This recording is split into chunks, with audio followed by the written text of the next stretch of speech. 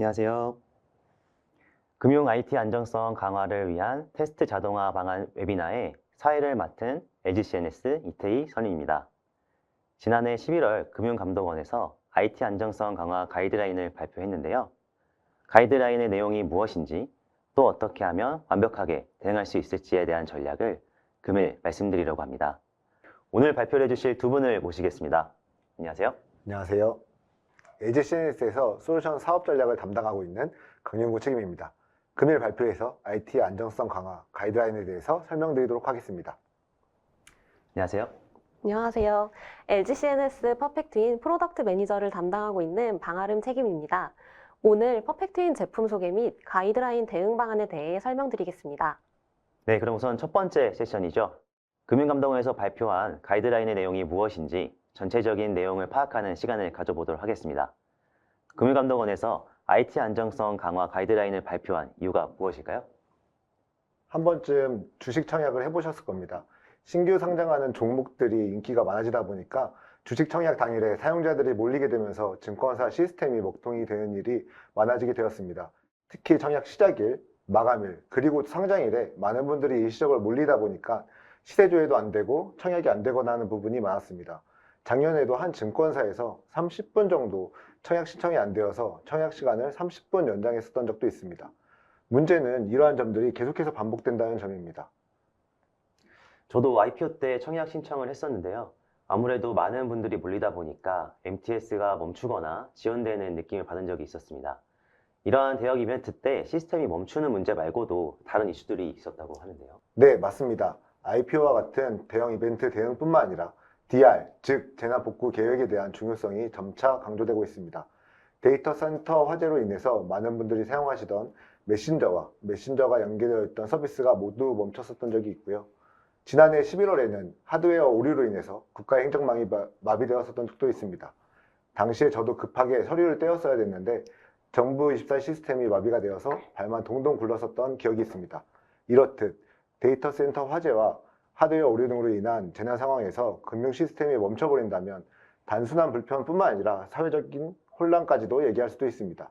실제로 최근에 이러한 우려가 현실화된 사례가 자주 발생함에 따라서 금융회사들의 IT 내부 통제 수준을 향상시키고 IT 부분의 개발 운영상의 문제를 개선할 수 있는 환경 조성의 필요성이 각계에서 제기되고 있습니다. 이에 금융감독원에서 23년 3월 7개 협회, 중앙회와 공동으로 가이드라인 TF를 구성했고 지난해 11월 가이드라인을 발표하게 되었습니다. 네, 그런데 여기서 궁금한 것이 가이드라인이라는 단어 자체로 보면 규정이나 규제 이런 단어들보다는 조금 약한 느낌이 드는데요. 이 정도는 지켜달라 이런 것들을 하는 게 좋을 것이다 처럼 뭔가 권고하는 수준 정도로만 느껴집니다. 혹시 이 가이드라인 지키지 않았을 경우 어떤 일이 생기는 걸까요? 네, 가이드라인은 법률이나 규정이 아니기 때문에 법적 구속력은 없습니다.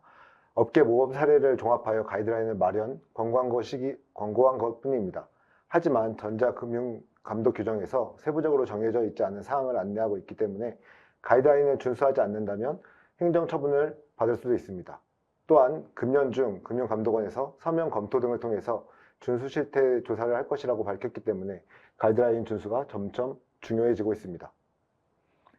네, 법적 구속력은 없지만 미준수 상태가 행정처분으로 이뤄질 수 있다는 말씀이네요. 사전에 이슈를 방지하려는 충분한 노력이 필요해 보이네요. 그러면 IT 가이드라인에 대한 상세한 내용을 좀 알 수 있을까요? 네, 가이드라인은 크게 세 가지 항목으로 구성되어 있습니다.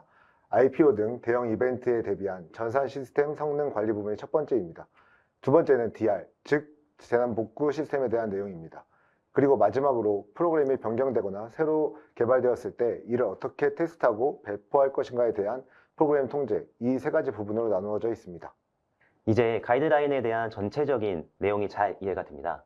특히 금융권에서 중요한 요소인 안정적인 IT 시스템 운영이라는 측면에서 갖춰야 할 것들, 즉 성능 관리와 비상시 대책 수립, 프로그램 변경 시 충분한 사전 테스트로 안정적인 품질을 제공해야 한다 정도로 정리가 될 수 있겠네요.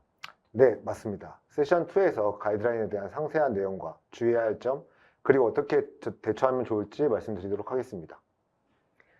그렇다면 이제 가이드라인에 대한 전반적인 내용을 파악했으니 각 항목의 상세한 내용들과 앞으로 어떻게 대처해야 하는가에 대한 질문이 중요할 것 같네요. 이번 세션에서는 해당 가이드라인 상세 내용 및 대응 전략에 대해 이야기를 나눠보려고 합니다.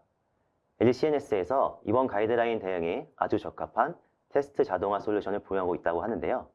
이 솔루션에 대한 이야기를 들어보고 가이드라인에 어떻게 대응할 수 있는지 자세히 이야기 나눠보도록 하겠습니다. LGCNS의 테스트 자동화 솔루션 퍼펙트위는 어떤 제품인지 간단히 설명 부탁드리겠습니다.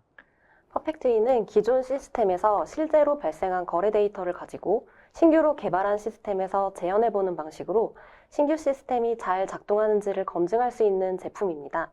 여기에서 실제로 발생한 거래 데이터라는 말이 조금 생소하실 수 있는데요. 실제 사용자가 시스템을 사용해서 업무를 하는 과정에서 수많은 데이터들이 네트워크를 통해 전송됩니다. 예를 들어 은행 시스템에서 신규 계좌를 개설하는 업무를 보겠습니다. 창구의 직원이 계좌를 개설하기 위해서 은행 업무 시스템의 계좌 생성 메뉴로 들어갑니다. 여기에서 이제 계좌를 개설하기 위해 예금주 성명, 계좌 활용 용도, 계좌 개설 지점 등 다양한 데이터를 입력할 것이고요. 이것을 인풋 데이터라고 합니다. 이런 데이터 값들을 입력해서 계좌 생성을 한다면 계좌가 잘 생성되었는지 성공 여부와 새롭게 만들어진 계좌번호 등의 결과값, 즉 아웃풋 값이 나오게 되겠죠. 이것들을 우리는 거래 데이터라고 합니다. 이렇게 실제 업무 상황에서 발생한 기존의 거래 데이터 중 인풋 값들을 그대로 가져다가 신규 개발한 시스템의 인풋 값으로 흘려보면 거기에서 출력되는 아웃풋 값이 있을 겁니다. 이 값을 기존의 시스템에서 얻었던 아웃풋 값과 비교해서 일치한다면 신규 개발된 시스템이 정상적으로 작동한다라고 판정할 수 있는 것이죠. LGCNS의 퍼펙트위는 이런 작동 방식으로 실제 사용자들이 입력하고 조회하는 실데이터를 활용하여 시스템을 자동으로 테스트할 수 있는 제품입니다. 실제 시스템에서 발생한 거래 데이터를 활용해서 해당 업무 사항을 그대로 재현하는 방식으로 테스트 자동화를 해주는 제품이다 라고 이해하면 될까요? 네, 맞습니다. 그리고 이때 실제 거래가 발생한 만큼 대량의 데이터를 테스트 대상 시스템에 그대로 재현해 볼 수 있습니다. 다양한 실제 케이스들을 대규모로 테스트해 볼 수 있다는 장점이 있다고 할 수 있겠습니다. 다양한 실제 케이스들을 대규모로 테스트하는 것이 장점이라고 하셨는데 이것이 테스트 과정에서 중요한 요소인가요? 네, 그렇습니다. 시스템을 테스트할 때 실제 사용자들이 행동하는 시나리오에 따라 충분히 테스트를 수행해 보는 것이 중요합니다. 그래야 사전에 결함을 최대한 많이 찾아낼 수 있고 이에 대한 대응이 가능하기 때문입니다.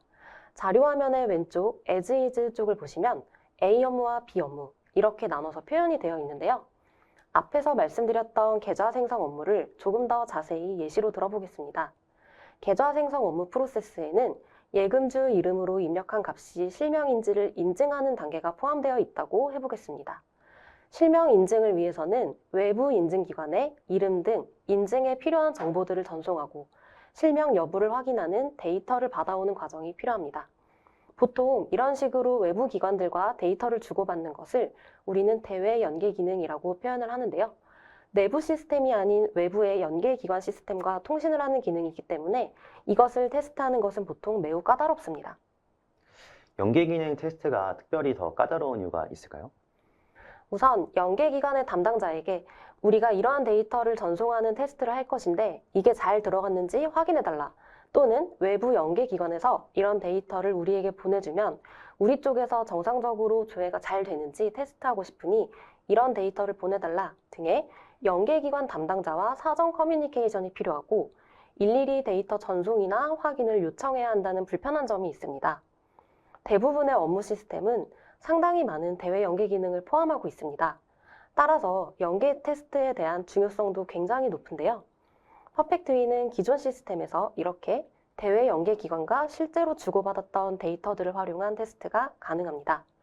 과거의 실제 거래 데이터를 가지고 대외 연계 기관인 것처럼 작동하는 것인데요.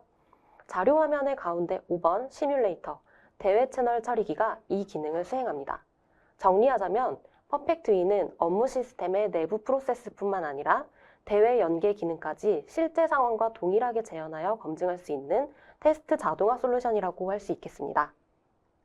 네, 그러면 이 퍼펙트위라는 제품이 금융권 IT 안정성 가이드라인에는 어떻게 적용될지 어떤 강점이 있는지 자세하게 살펴보도록 하겠습니다. 앞의 세션에서 가이드라인의 전체적인 내용을 설명해 주셨는데요.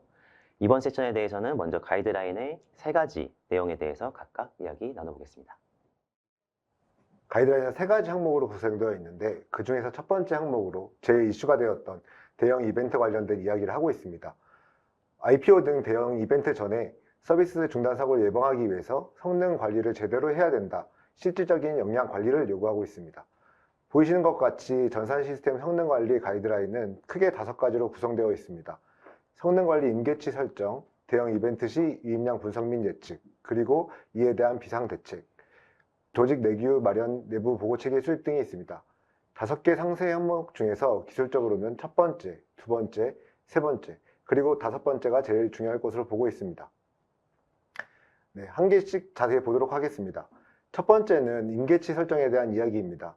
전산 자원별로 임계치 설정을 정상, 주의, 경계, 심각 4단계로 나누고 경계나 심각 시에는 즉각 증설할 수 있도록 추진해야 된다는 내용입니다. 이 부분은 테스팅 솔루션으로는 조금 해결하기는 어렵고요. 클라우드 같은 경우에는 트리거 기반의 오토 스케일링과 같은 방법으로 성능 관리를 할 수 있습니다. 네. 두 번째는 대형 이벤트 유입량 분석 및 예측입니다. IPO와 같은 대형 이벤트를 기획할 때부터 고객의 수요를 미리 예측하고 분석해갖고 우리 시스템이 이것을 처리할 수 있는지를 미리 테스트하고 검증을 해야 된다는 내용입니다. 즉, 대형 이벤트를 하더라도 충분히 많은 사람들이 들어갔을 때 이 시스템 성능이 문제가 없을 수 있도록 대비를 해야 된다는 내용입니다. 세 번째는 그럼에도 불구하고 예상을 했던 것보다 훨씬 더 많은 접속자들이 몰리게 된다면 이를 통제해야 된다는 내용입니다. 이 부분도 테스팅 솔루션으로는 조금 해결할 수는 없는 부분이고 동시 접속자 통제 솔루션 등을 통해서 좀 해결하실 수 있을 것이라고 보고 있습니다. 네. 마지막으로는 5째 항목에서는 전산 자원의 임계치가 경계나 심각에 다다를 경우에는 성능관리 보고서를 만들어야 되며 이를 CIO에게 지체 없이 보고하여 원인 분석 그리고 대응 방안까지 미리 마련을 해야 된다는 내용이 있습니다. 말씀해주신 내용을 종합해보면 대형 이벤트 기준을 마련해서 이벤트 기획 단계부터 처리 능력을 검증하고 주의 단계 때부터는 증설하거나 동시 접속자 수를 통제할 수 있어야 된다는 내용이네요. 네, 맞습니다. 대형 이벤트를 기획하기 전부터 우리 시스템이 어느 정도 성능을 가지고 있는지 또한 처리할 수 있는지를 미리 검증하고 테스트할 수 있어야 된다는 내용입니다. 말씀해주신 대형 이벤트는 IPO만을 의미하는 걸까요? 아니면 가이드라인에서 말하고 있는 대형 이벤트의 기준이 될까요? 네, 답부터 말씀드리면 대형 이벤트에 대한 기준은 따로 나와 있지는 않습니다. 이번 가이드라인의 취지는 금융회사가 이벤트 기획 단계부터 전산 인프라 측면에서 처리 능력, 즉 성능을 미리 준비, 검증하자는 것으로 거래 규모, 업무 특성에 따라 금융회사에서 자율적으로 대형 이벤트의 기준을 정하도록 되어 있습니다. 그렇다면 이러한 성능 관리를 제대로 하지 못해서 발생했던 사고가 어떤 게 있을까요? 네, 크게 사고는 2가지가 나와 있습니다. 앞에서 말씀드렸다시피 가이드라인은 이 지적 사례들을 기반으로 만들어져 있어서 이 사례들이 이미 나와 있는데요. 첫 번째 사례는 A 증권사의 사례입니다. 작년 7월에 발생한 사고인데 전산 자원 증설 기준과 대응 방안을 수립하지 않고 경계 수준 CPU의 약 65%를 달성했음에도 불구하고 증설하거나 다른 조치 없이 계속해서 운행을 하다가 결국은 MTS가 중단되었던 사례입니다. 네, 두 번째 사례는 작년 7월에 발생되었던 증권사 사례인데 공모주 청약 일에 많은 사람들이 몰리게 되자 증거금 이체 신청이 제대로 되지 못해서 결국은 청약 마감 시간을 30분 정도 연장했습니다. 사고 사례들을 종합해 보았을 때 단순히 시스템을 증설한다거나 기존에 보유하고 있는 성능 테스트 솔루션을 쓴다고 해서 다 되는 건 아니네요. 네, 맞습니다. 사실상 단순히 성능을 무작정 늘리거나 기존에 가지고 계셨던 테스팅 솔루션을 사용하는 것 자체가 중요한 것은 아닙니다. 결국은 서비스 중단 사고를 예방하기 위해서 시스템에 대한 실질적인 성능 테스트 방안을 가지고 있어야 됩니다. 많은 고객분들께서 이미 성능 테스트 솔루션을 가지고 계시고 또 사용하고 계시는 것으로 알고 있습니다. 기존 테스트 방식대로 테스트를 한다고 해서 대형 이벤트 시 서비스 중단을 막을 수 있을까? 즉 서비스 중단을 미리 테스팅하고 검증할 수 있을까에 대한 고민을 가지고 계신 것으로 알고 있습니다. 말씀하신 내용을 종합해보면 대형 이벤트 기획 전부터 실질적인 성능 테스트를 통해서 성능 검증이 중요하겠네요. 네, 맞습니다. 우선 실질적인 성능 테스트라는 것이 어떤 의미인지 설명을 드리겠습니다. 실제 증권회사 시스템의 경우 평소에 트래픽이 가장 많이 몰리는 시간이 9시부터 9시 반 사이입니다. 개장 시간이죠. 이러한 일반적인 상황 외에 앞에서 말씀하신 IPO 같은 특정 이벤트 때에는 해당 시간에 더욱 많은 트래픽이 몰리게 되는데요. 이때 사용자들이 가장 많이 몰리는 쪽이 시세 조회 기능이라고 합니다. 이런 일들은 어느 정도 예측이 가능한 패턴입니다. 퍼펙트위는 이렇게 실제 운영 환경에서 벌어졌던 일들을 테스트 환경에서 그대로 재현해 보는 것이 가능합니다.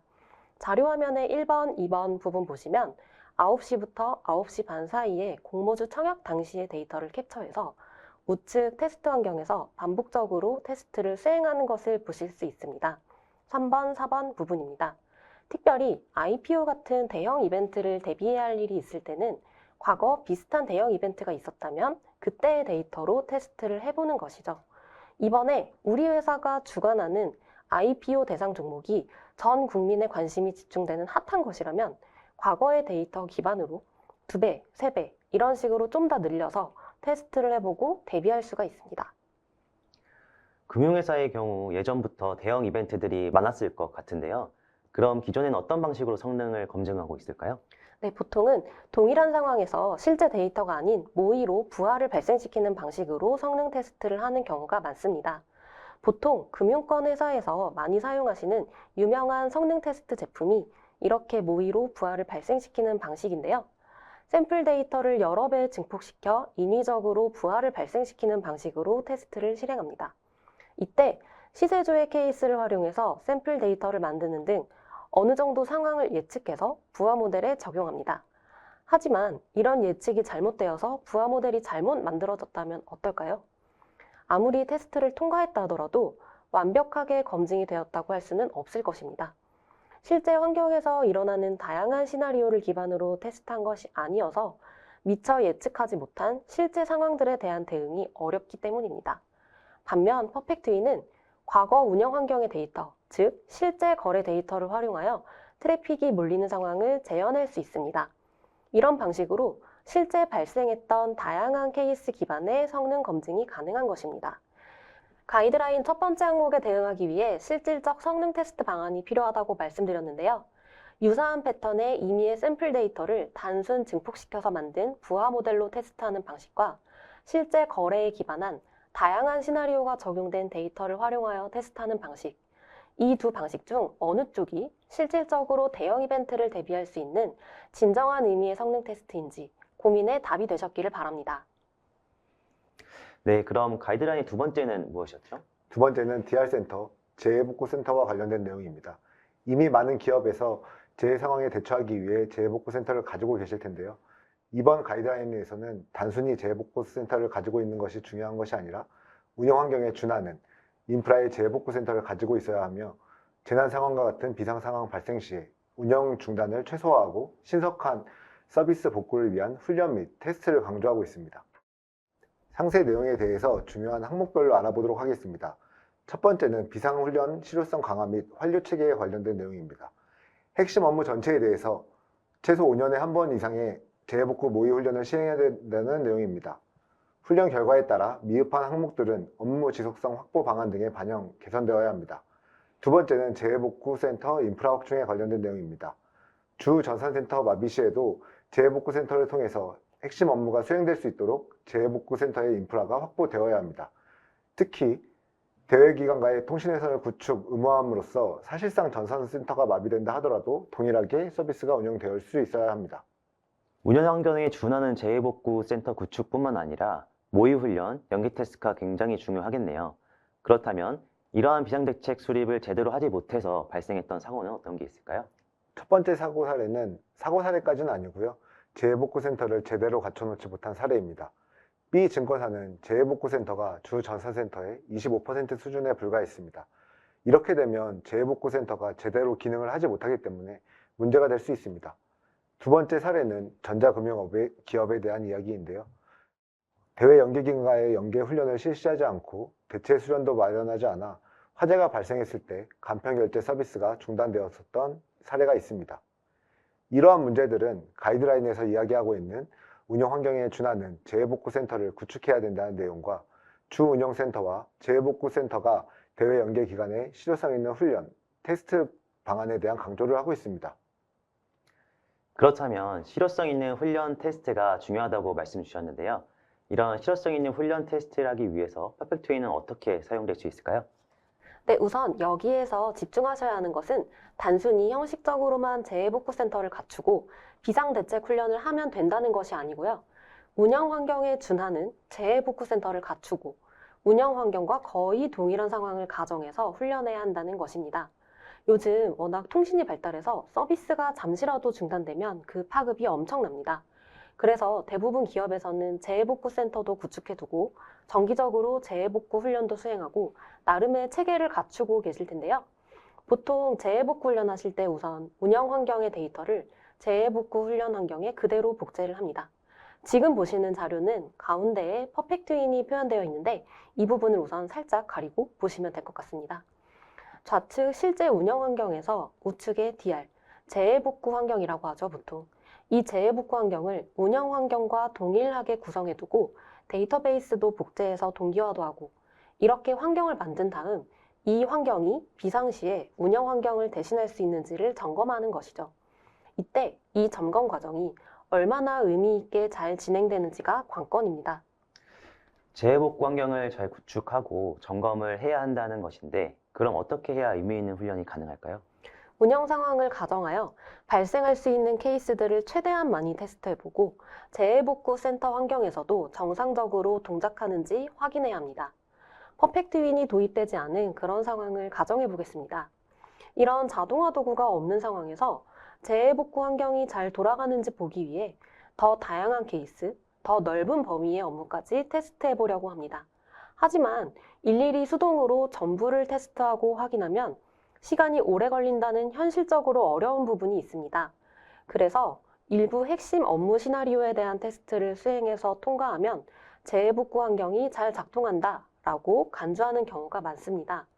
하지만 이렇게 일부만 검증하는 방식으로는 실제 운영 환경과 동일한 상황을 가정해서 잘 훈련했다고 할 수 없겠죠. 그리고 기업의 시스템 환경이 굉장히 복잡합니다. 다양한 외부의 연계 기관과도 통신할 것이고요. 내부 시스템끼리도 아주 복잡하게 연계가 되어 있습니다. 이런 연계 부분에 대한 충분한 검증이 되지 않아서 이것이 장애로 연결되는 경우가 많습니다. 실제 재해복구 환경에서도 시스템 내부 기능에 대한 테스트는 그래도 어느 정도 충분히 테스트하겠지만 연계 부분의 테스트는 연계 기관과의 사전 협의도 있어야 하기 때문에 연계 기능에 대한 대비가 조금 더 소홀할 수밖에 없습니다. 그러면 이 상황에 퍼펙트 윈이 도입된다면 무엇이 달라지게 될까요? 네, 이제 잠시 가운데 살짝 가려놨던 퍼펙트 윈 부분을 같이 보겠습니다. 퍼펙트 윈은 운영 환경에서 실제 거래 데이터를 가져옵니다. 이것이 1번과 2번으로 표현된 부분이고요. 그리고 이 가져온 데이터를 재해복구 환경에 그대로 흘려보고 운영 환경과 동일하게 동작하는지를 확인합니다. 3번과 4번 부분입니다. 이렇게 비교한 결과를 사용자에게 제공해 줌으로써 재해복구 환경이 운영 환경과 동일한 환경 하에서 얼마나 잘 동작하는지를 판단할 수 있게 해줍니다. 5번 부분입니다.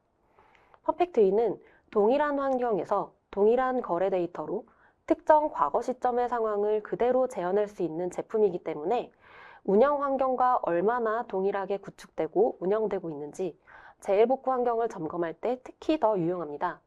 또한 이렇게 전체적인 관점에서의 테스트는 생각하지 못했던 부분의 오류를 잡아내는 데 효과적입니다.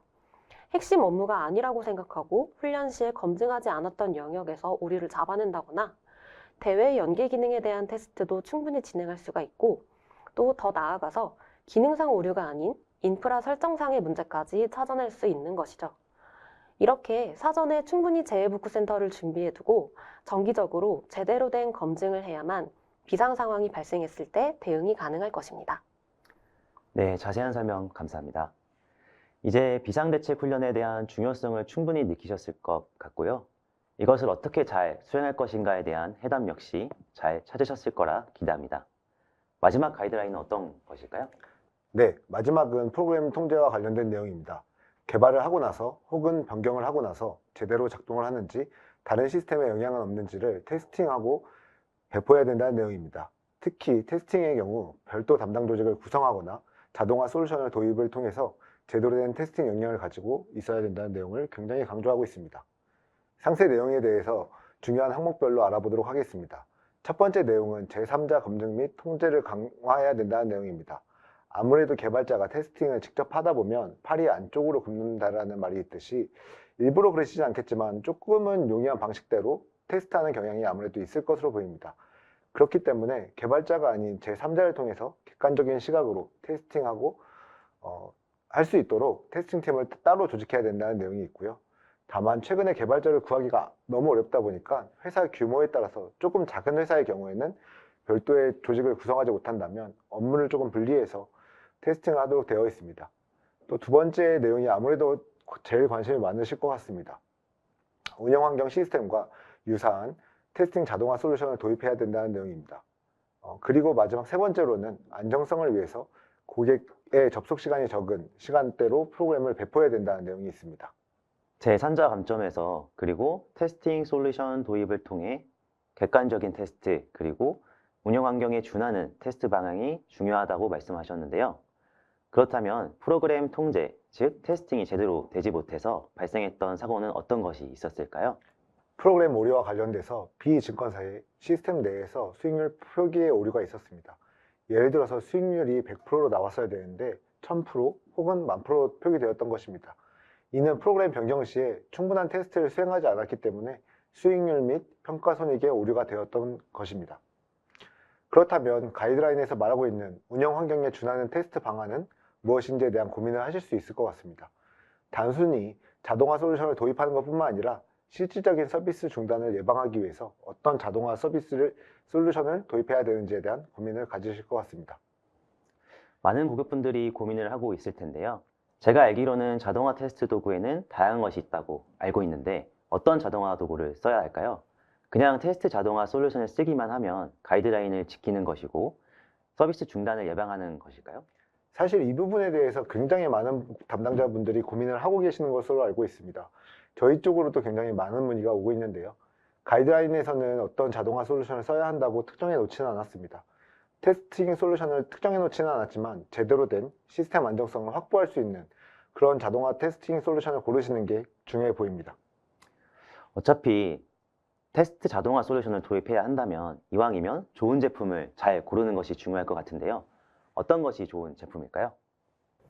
우선 어떤 테스트 자동화 솔루션이 좋은 제품인가에 대한 답을 드리기 전에 왜 테스트가 자동화되어야 하는지부터 말씀드리겠습니다.